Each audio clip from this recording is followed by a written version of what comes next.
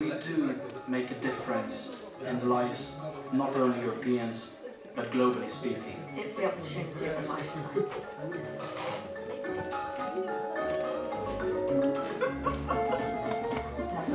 There's a few things there. Isaac, shall I do this one again? It's needed because I think it's gonna be tight because of the banner.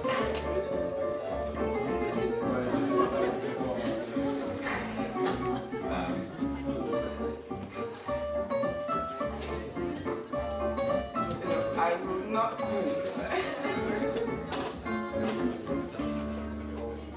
Okay.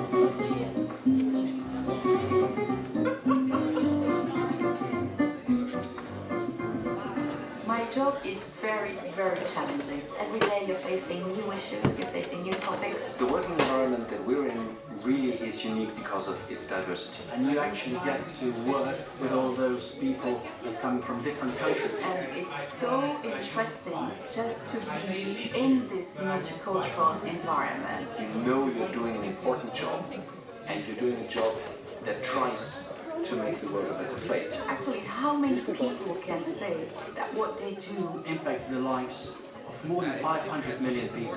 you're really where the decisions are being taken? There's a long list of things. Protecting the environment, helping create jobs, Supporting research and innovation. fighting poverty, and promoting equal opportunities.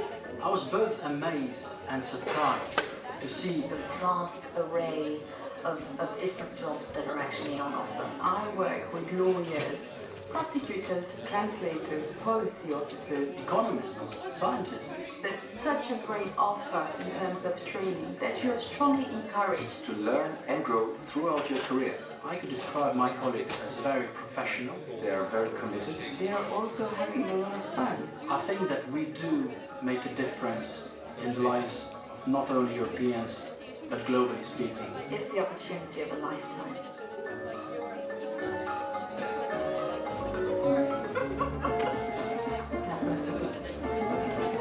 Isaac, shall I do this one again?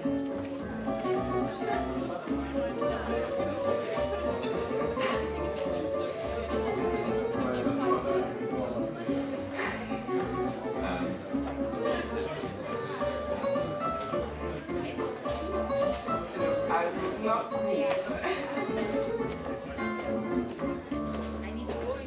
Okay. You cannot really find that. Okay, maybe in the UK.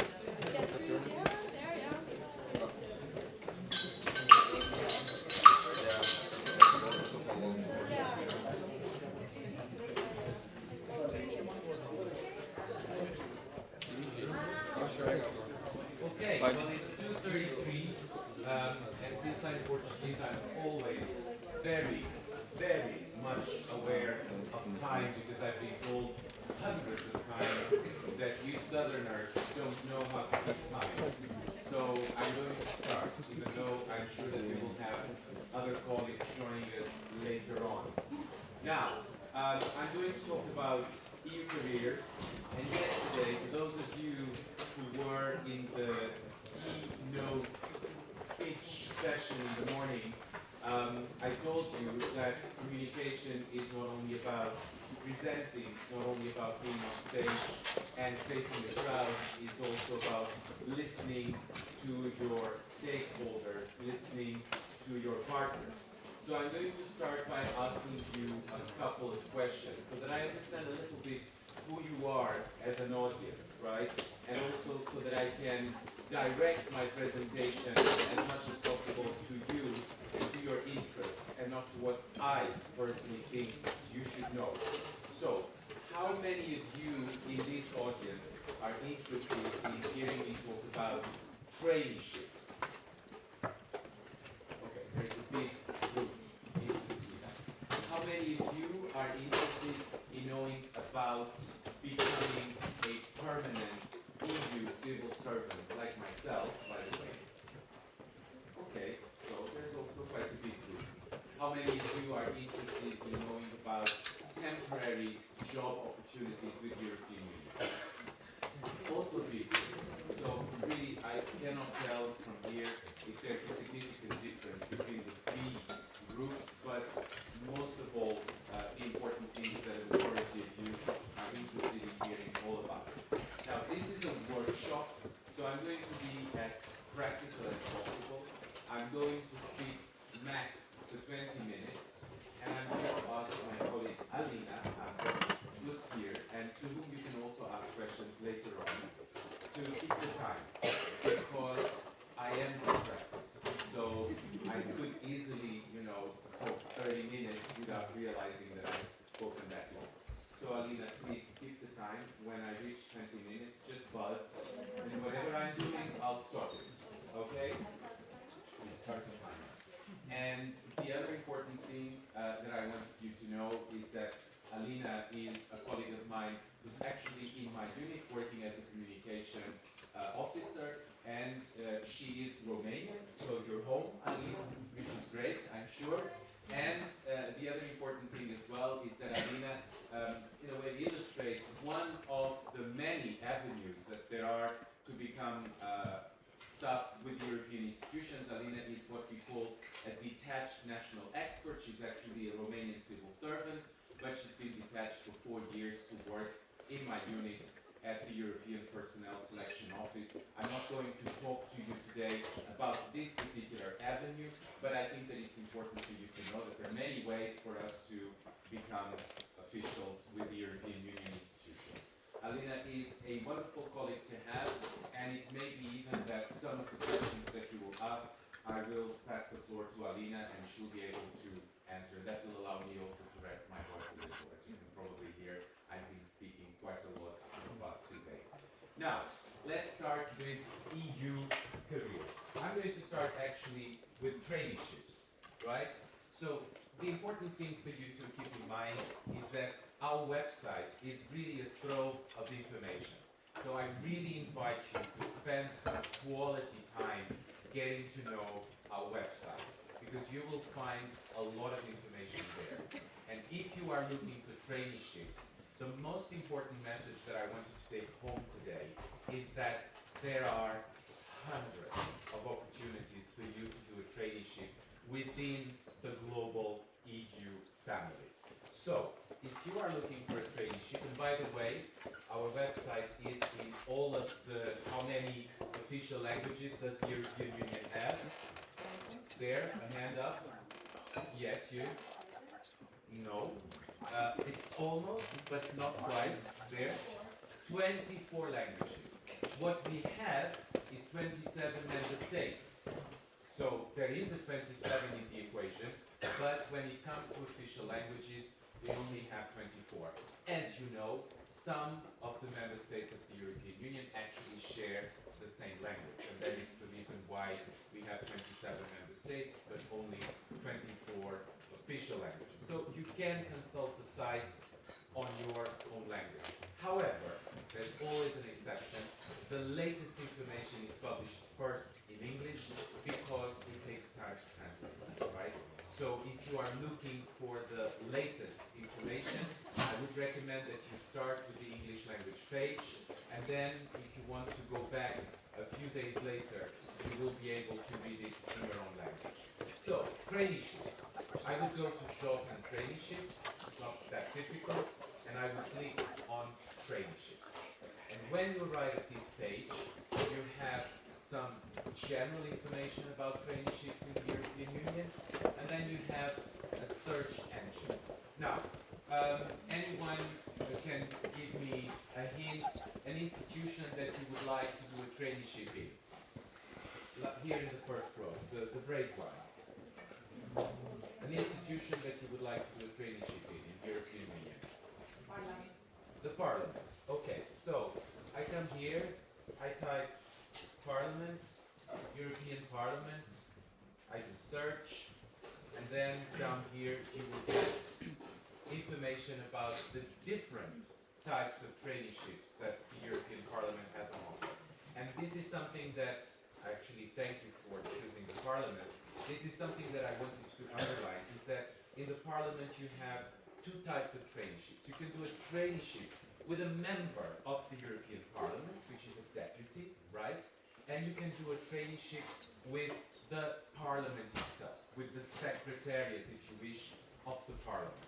So whatever your fancy is, if you're more of the traineeship, and then you will be able to click on a link and get to the website, in this case of the Parliament, where they will give you all of the information. And yes, you will have to do a bit of reading. The reason why I say this is that many times, for some groups at least, people ask me for very condensed information, and indeed I can summarize some of the main aspects of these hundreds of traineeships that exist, but you will have to do some homework, you will have to read, you will have to apply, you will have to make sure that you get all the documentation right. But you're all very bright, you're all very enthusiastic, so I'm sure that this is not a challenge that you cannot go through, to read a couple of pages online and to get all the information that you need from our webpage and also the webpage of the different institutions. Now, anybody here could name an agency of the European Union. If not, I'll just choose somebody at random. There, one hand up. The Environment Agency? The Environment Agency, which is based in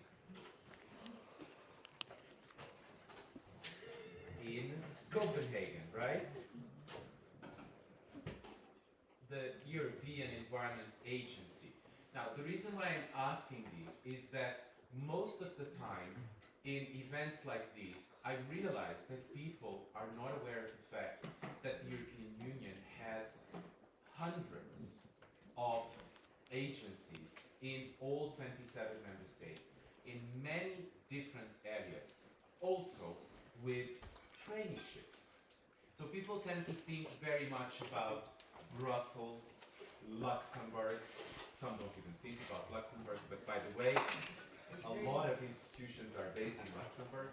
The Court of Justice, the Court of Auditors are only based in Luxembourg. So it's not all about Brussels. But often people forget about the agencies.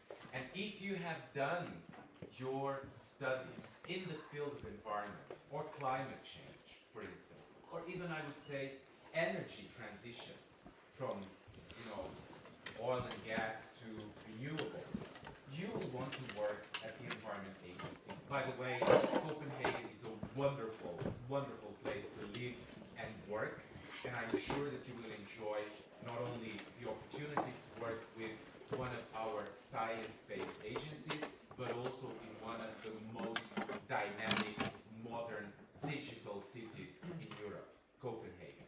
So if you go here, you do search, and you will also get information, well, not here, by the way.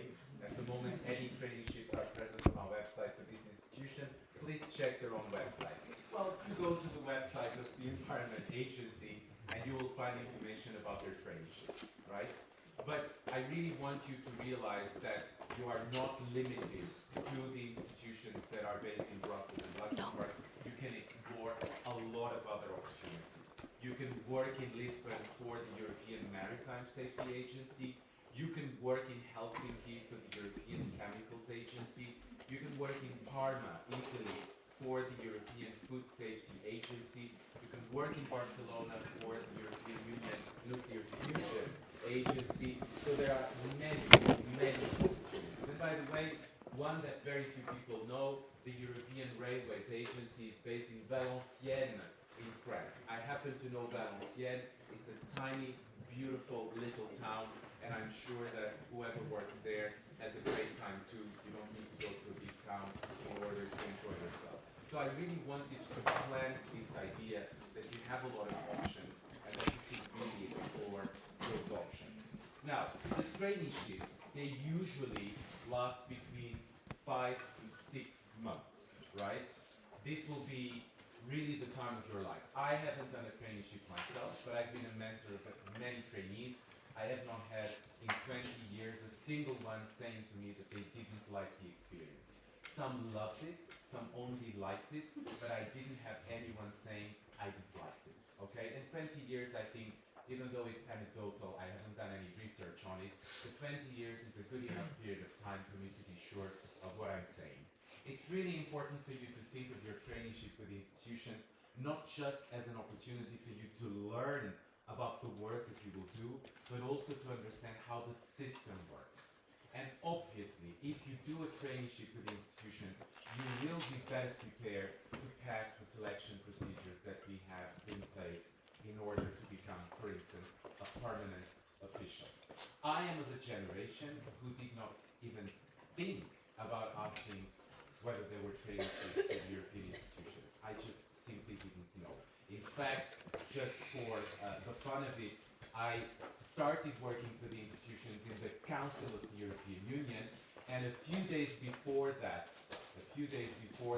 I actually learned that there was something called the Council of the European Union, because I only knew about the Commission and the Parliament, but I had never heard about the Council. When they published the notice of competition in the official journal, that's when I realized that there was something called the Council and that I could apply to.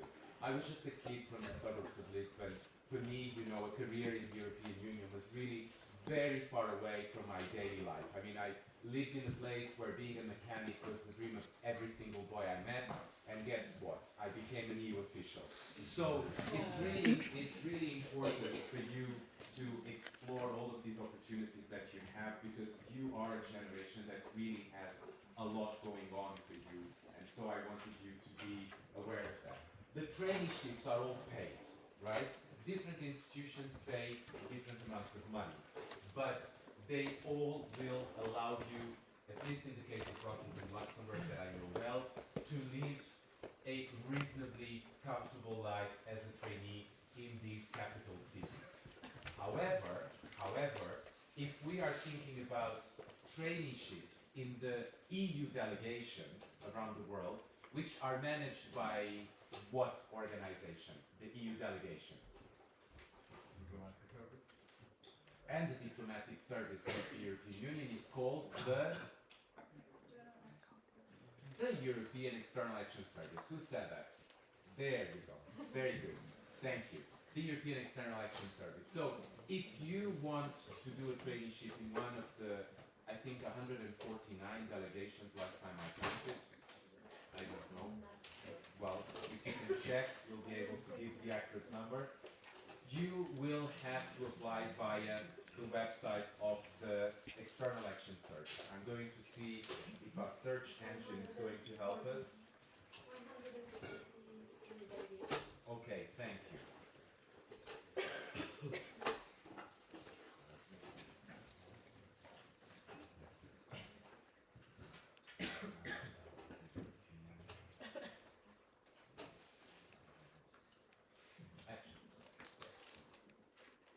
Now let's see if the search engine is helping. Yay! This one. So you will be able to learn about the different traineeships that they have. On their website, I'm going to click it here so that you can all see it. They have information about the different traineeships that they provide. We have here a traineeship, for instance, to the EU delegation to Uganda. Why not? So, deadline is the 5th of April, so if any of you are interested, you still have time. No. I'm such an optimistic person. I always look at the silver lining and the good side of things.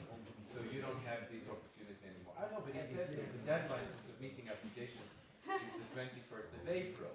There you go. So, so you will be able to see, well, you see there, you know, EU delegation to Georgia, etc. But what I wanted to say, of course, is that depending where you go to, your traineeship indemnity will go a longer way or a shorter way, because obviously I can tell you based on experience that being in the EU delegation in Washington, D.C. will be much more expensive than being in the EU delegation in Rabat. Okay, so you will really have to think strategically as well from a financial point of view. What is it that you can sort of like complement or not with your parents' help or any other needs that you may have in order to participate in the traineeship, even though you will be paid. But money will be more elastic depending on your location. But what I wanted you also to know is that this is another opportunity that you have to explore, the possibility of being a trainee in one of the EU delegations. And I would like to say to the crowd that is not studying or studied political science or international relations, that there is also a place for those of you with a scientific background in all of these places. The European Union is really very interested in getting applications from people with a variety of academic and professional backgrounds. And many times I get the impression, talking to young people like yourselves, that the feeling is that we're all international relations buffs, we're all political science buffs, that we only think about politics. And I always explain that we are such a huge organization, we really need people with a background in medicine, with a background in electronics, with a background in computer science, with a background in engineering, with a background in architecture. Yesterday I had an interesting conversation with one of you who told me, oh, I'm an architect, there's nothing here for me.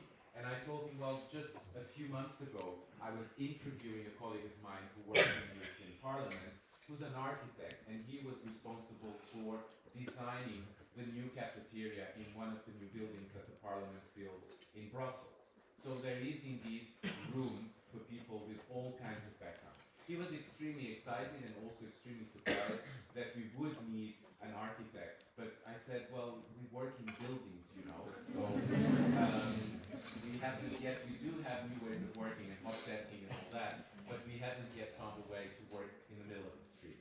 So we still need buildings and we need architects as well to work there. I'm now going to jump quickly to how you become a permanent official, okay? So if you go to our website, you will find information about our selection procedures. And what I wanted to tell you is that we have changed the selection procedures on the 31st of January 2023, and you are the lucky generation that will be able to do selection only through written tests.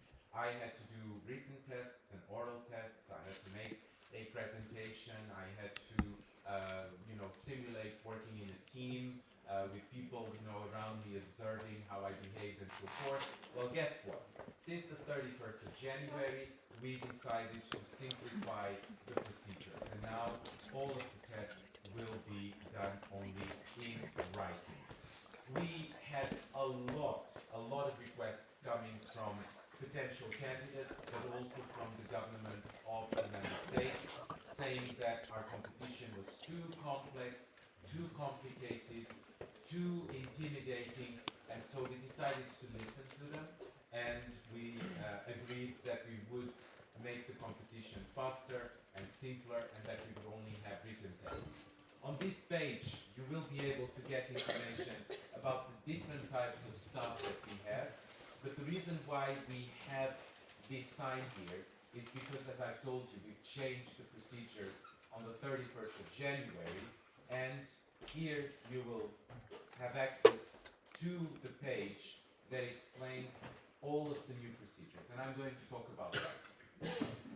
And by the way, if you are the kind who likes to hoard documents, you will be able to get, a proper bureaucratic document explaining all of the different aspects of the new competition. By the way, I advise you to read it because, the details are important as well. And what I'm going to do today is talk about the main features.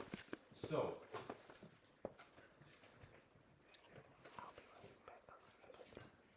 they asked me to use the mic for the live stream. Okay. Time is up. So, time is up, so another 5 minutes. Academic tolerance. Is that okay with you? Thank you.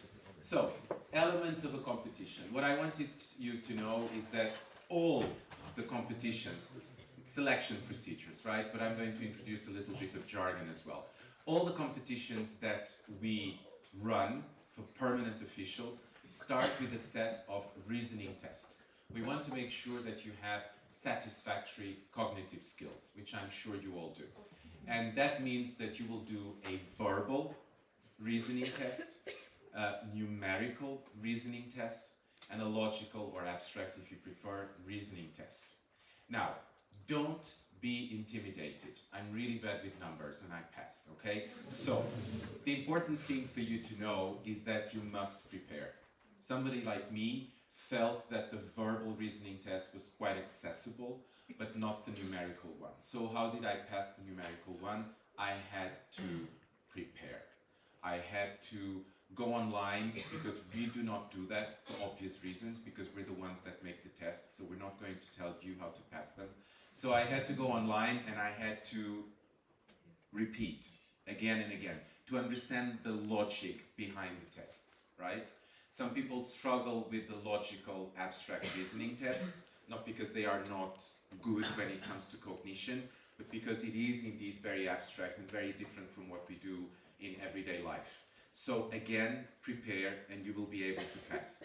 I had a colleague of mine yesterday in the stand with me, Elena, who works for the House of Europe here in Bucharest, and she was telling me that the first time she did the test, she had 1 out of 10, and then the second time she did it, because she prepared, she had 9 out of 10. And she also had a lot of issues with the numerical test. And for some of you, it will be the other way around. You will have more difficulties with the verbal reasoning test, and again, you need to prepare, you need to understand the logic that is behind the creation of the tests, and I'm sure that you will be able to succeed. The important news, which is also good for you that will be applying now, is that we have decided to make them on a pass-fail basis, right?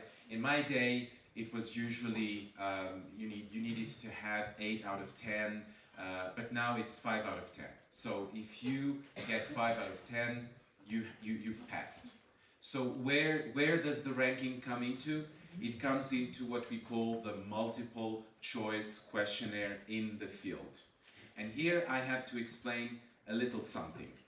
When we talk about multiple choice questionnaire in the field, we are referring to either a specialist or a generalist competition. By the way, which competition did you think I passed? A specialist or a generalist one? A generalist one. Good gut feeling. Or I'm just very transparent. The thing is, if you, for instance, apply for a competition for economists, you're going to get a multiple choice questionnaire on economy, right? If you pass a competition for a generalist profile, you're going to get a test on what do you think? It's there, so. EU knowledge, right? It's not trivia. It's really important for you to know that. It's really about policy. It's really about content. But there is another advantage to your generation that I didn't have in my time. We will publish the material that has been used for the creation of the EU knowledge test. Why are we doing that? We're really keen on inclusion. We're really keen on treating people equally. And we know that a lot of people have not necessarily studied EU studies or international relations or political science at school. And remember what I said in the beginning, we want all kinds of profiles to come and join us. So we thought that it was important to make the test as accessible as possible to everyone. Everyone in principle has the ability to...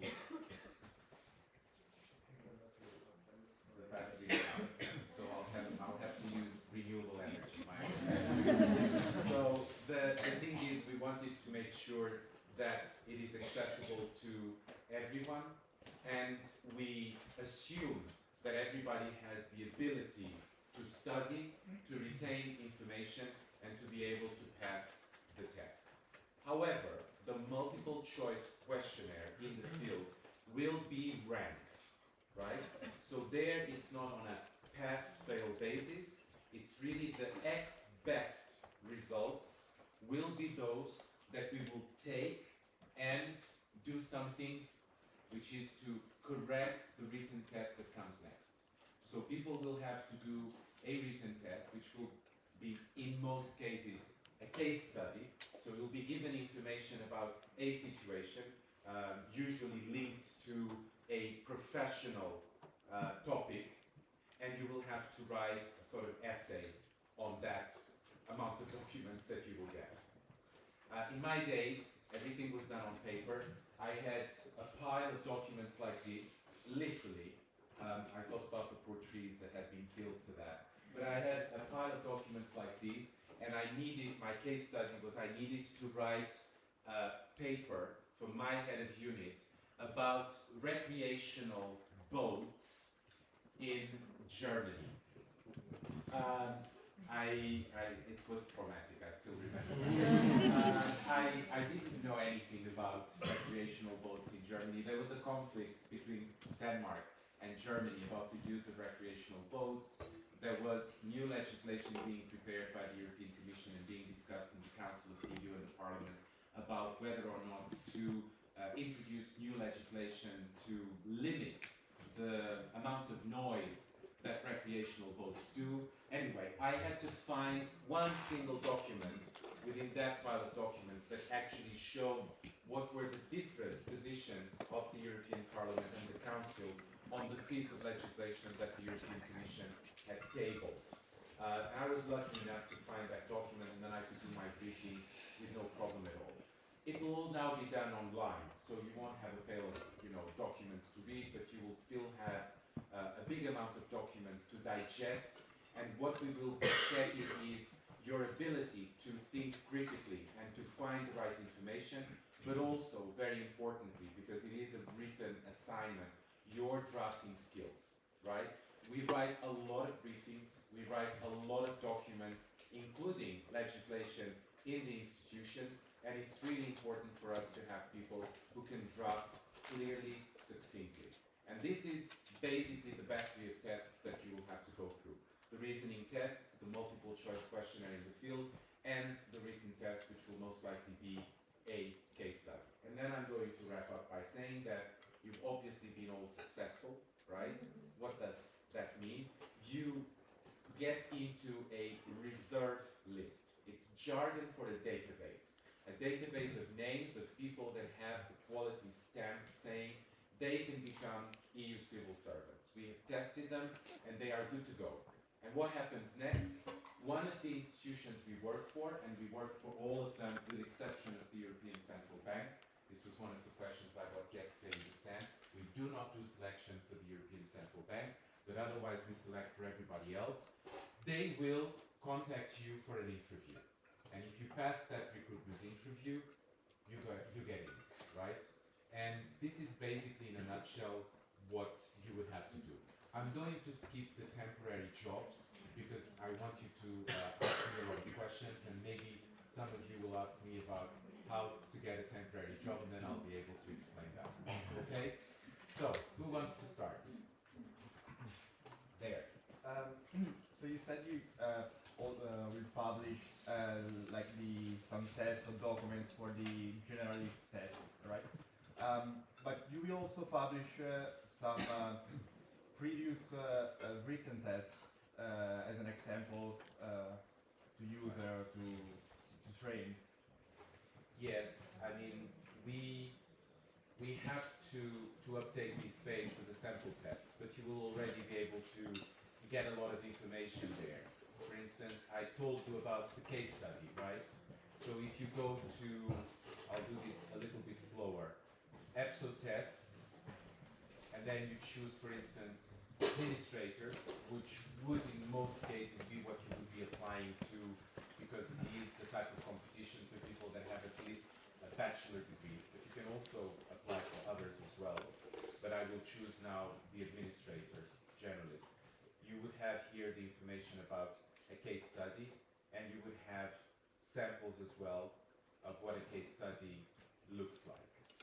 Okay, so this is a mock case study for you to understand a little bit what might be the type of documents you will be asked to read, and then the type of questions that you would have to answer to.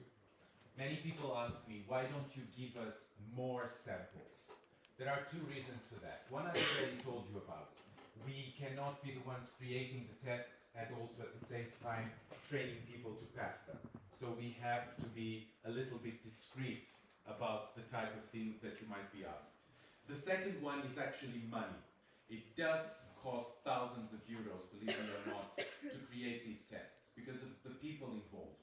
We have to ask colleagues of ours to come and create expert groups in EPSO to run the creation of the tests. These colleagues of ours have jobs, parallel jobs, I should say the other way around. This kind of expertise is a parallel job that we give them, and that costs money, right? And that is why we don't publish as many sample tests as I'm sure Alina and I, who work in communication, would like to, because we burn the test. That's the word that we use. We burn the questions. We cannot use them anymore, and so we lose thousands of euros every time we publish a sample. So I always say the samples aren't there for you to train. The samples are there for you to understand what it is that we're talking about. When I say, for instance, a case study, right? There was another question somewhere, but I lost the hand. There. There are traineeships and short period jobs. So what is the shortest one? You know, because I was wondering whether you could do it during the vacation when you study. No. The answer to that is no. The temporary jobs that we have on offer, and you will find them here on this page, which is called, it will be easy for you to find, open for application, right? These type of jobs are, you know, temporary but long-term in a way.